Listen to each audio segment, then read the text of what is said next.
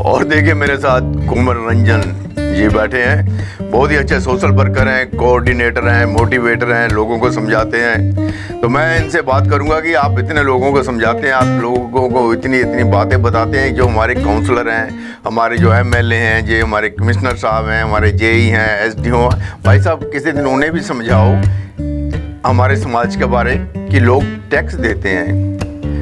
अगर वो टैक्स नहीं देते तो उनका सीवरेज का कनेक्शन काट देते हैं, पानी का कनेक्शन काट देते हैं, और घर का हाउस टैक्स नहीं देता है, धीरे धीरे बढ़ता बढ़ जाता है, तो फिर कहते हैं हम तेरा घर नीलाम कर देंगे। भैया इतनी पावर है, उनके पास पुलिस भी है। कुंवर रंजन ये सब क्या हो रहा है? हमने कई बार उनको दरखास्त किया है, एप्लीकेशन लिखा है, रिक्वेस्ट किया है कि जो सड़क बनती है ना उस पर एक सड़क का ठेकेदार कौन है, कितने का टेंडर लगा है, 10 लाख का, 20 लाख का, यही कौन है, एसडीओ कौन है, कमिश्नर कौन है, एमएलए कौन है, ये सब लिख दिया करो भैया, हमको पता चल जाए। ये क्यों नहीं लिखते भाई सब, क्या बात है? आप समझदार आदमी हैं, हम यही रिक्वेस्ट करते हैं कि आप उनको मोटिवेट करें, उनको समझाएं। समझाना फर्ज बनता है कि नहीं बनता, ड्यूटी बनता है कि नहीं बनता आपका? बिल्कुल ठीक कह रहे हैं शर्मा जी आप। निश्चित तौर से जो हमारे संबंधित अफसर हैं, हम तो विनती कर सकते हैं, समाज सेवी हैं, कि मैं इत्तेफाक जरूर रखता हूँ श्रीपाल शर्मा जी की बातों से। तो आप इस तरह ज़रूर ही करें, और हमारे जो भी काउंसलर भाई हैं, बहनें हैं, एमएलए साहिबान हैं, सभी मिलजुल कर हमारा जो लुधियाना सिटी नंबर 1 है, हमने एक संकल्प लिया है, एक अभियान, एक आंदोलन, एक प्रण किया है कि लुधियाना को हिंदुस्तान का नंबर 1 सिटी बनाना है, सिटी नंबर 1 बनाना है। सरकार की ओर से स्मार्ट सिटी की भी घोषणा हुई लुधियाना के लिए। तो निश्चित तौर से जब तक सभी लोग आपस में सामंजस्य बनाकर, एक दूसरे के सहयोगी बनकर जब तक कार्य को नहीं करेंगे, और बिल्कुल निष्पक्षता से, और सारा कुछ एक कहते हैं कि पर्दे के पीछे नहीं, सब कुछ एक सामने रखकर काम करें, तभी ये सफल हो पाएगा। और हम सबको इस ओर निश्चित तौर से ध्यान देना चाहिए। श्रीपाल जी, आप मुद्दा उठाते रहते हो, आपका बहुत बहुत धन्यवाद है, और लुधियाना वासियों की तरफ से हम आपका अभिनंदन भी करते हैं। आप बहुत लगातार लुधियाना की, जिसमें लुधियाना की भलाई हो, लुधियाना की तरक्की उन्नति हो, इसके लिए आप लगातार प्रयासरत रहते हो। मैं आपको टोकने लगा, जो जिम्मेवारी है वो आप 100% मैं आपको टोकने लगा हूँ कुंवर रंजन सिंह जी। जो आप बात कर रहे हैं कि लोग, कौन से लोगों की बात कर रहे हैं आप लोग? जिनके घर के आगे गली बनती है वो बाहर झांक कर नहीं देखते, रेते की बनाकर चले जाते हैं, वो 6 महीने में खड्डे पड़ जाते हैं, उन लोगों की बात करते हैं आप लोग। किन लोगों की बात करते हो आप लोग? ठीक है, आपकी बात सही है। तो तुम भी उन्हीं में से हो? ऐसे नहीं है, देखो हम लोग समय समय पे सवाल भी उठाते हैं, और आपको पता है लगातार 20 वर्षों से सामाजिक गतिविधियों में शामिल हूँ मैं। जहाँ तक समाज की बात है, समाज कई बार जो उनकी एक मजबूरी है, जो कि आपको पता ही है, अपना जो एक हिंदुस्तानी समाज है, सहिष्णु समाज है, और आपसी भाईचारा, कई बार खासकर काउंसलर से या उनसे ऐसे रिश्ते होते हैं, एक मोहल्ले का कई बार सवाल होता है, या पार्टियों के साथ भी, खासकर आप लुधियाने में देखेंगे तो आपसी भाईचारा इतना ज्यादा स्ट्रांग है कि एक दूसरे पार्टी से अलग होते हुए भी आपस में लोग भाईचारा खराब नहीं करते। लेकिन मैं कह रहा हूँ कि विवाद नहीं, विवाद आप नहीं करना चाहते, ठीक है। मैं जनता से, अपने लुधियाना वासियों से अपील करता हूँ कि आप नहीं चाहते कि आपका किसी से विवाद हो, किसी अफसर के साथ या आपके जो राजनीतिक प्रतिनिधि हैं उसके साथ, लेकिन संवाद जरूर करिए। संवाद करिए, और संवाद करिए ना, विवाद नहीं करना चाहते। हाँ, आप विवाद नहीं, क्रांतिकारी नहीं बनना चाहते, आप क्रांतिकारी नहीं बनना चाहते। भगत सिंह को क्रांतिकारी बनना पड़ा था ना, किस लिए बनना पड़ा था? नहीं, जब तक क्रांतिकारी बने तभी वो देश छोड़कर भागे ना। जब क्रांतिकारी बनोगे तभी आपका ये जो देश का जो भला होगा। आप हाथ जोड़ते रहोगे तो हाथ ही जोड़ते रह जाओगे। जनता की जब तक हाथ ऊपर नहीं उठेगा ना, है, और जनता चाहे तो सब कुछ कर सकती है। क्यों नहीं करती भैया?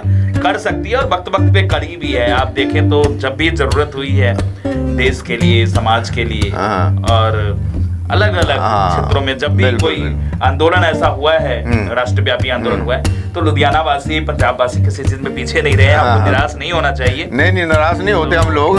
75 साल हो गए, निराश कहाँ हो रहे हैं हम? सारे बच्चे हमारे कनाडा भाग रहे हैं, हम निराश कहाँ हो रहे हैं? कोई जहाँ पर रहना नहीं चाहता, हम निराश कहाँ हो रहे हैं? जहाँ के पढ़ना नहीं चाहता, +2 के बाद हम निराश कहाँ हो रहे हैं? रोजगार नहीं है जहाँ पर, निराश कहाँ हो रहे हैं? हम तो भैया आशावान बने हुए हैं ना, तुम्हारी तरह। ज्वलंत हैं जो मुद्दे शर्मा जी उठा रहे हैं, मैं पहले ही बताया कि आपकी हर बात से मैं इत्तेफाक रखता हूँ। लेकिन जनता को भी, हमारे जो भाई हैं, मैं भी अपील करता हूँ, हमने भी एक आंदोलन, शांतिपूर्ण आंदोलन की शुरुआत की है लुधियाना सिटी नंबर 1 की तरफ से, और अभी बहुत ही जोर शोर से आपके घर आएंगे, हर मोहल्ले, हर वार्ड में हम इस अभियान को लेकर आ रहे हैं। एक ही संकल्प, एक ही प्रण, लुधियाना को सिटी नंबर 1 बनाना है। और ये कैसे होगा? शर्मा जी जो कह रहे हैं बिल्कुल सही कह रहे हैं कि जब तक पारदर्शिता नहीं होगी, जो क्रियाकलाप है, जो गतिविधि है, चाहे कॉर्पोरेशन के मुद्दे हैं या चाहे जो ग्लाडा की एक्टिविटी है, सड़कों का निर्माण होता है, विभिन्न गतिविधियां होती है सरकारी तंत्र के। आप मेरे से सहमत हैं? नाम लिखा होना चाहिए, बोर्ड लगा होना चाहिए सड़क पर, होना चाहिए, बिल्कुल होना चाहिए। मैंने ये नहीं कहा कि हम गलत को भी सही कहेंगे, ऐसा बिल्कुल नहीं। हमने ये कहा है कि हमारा आंदोलन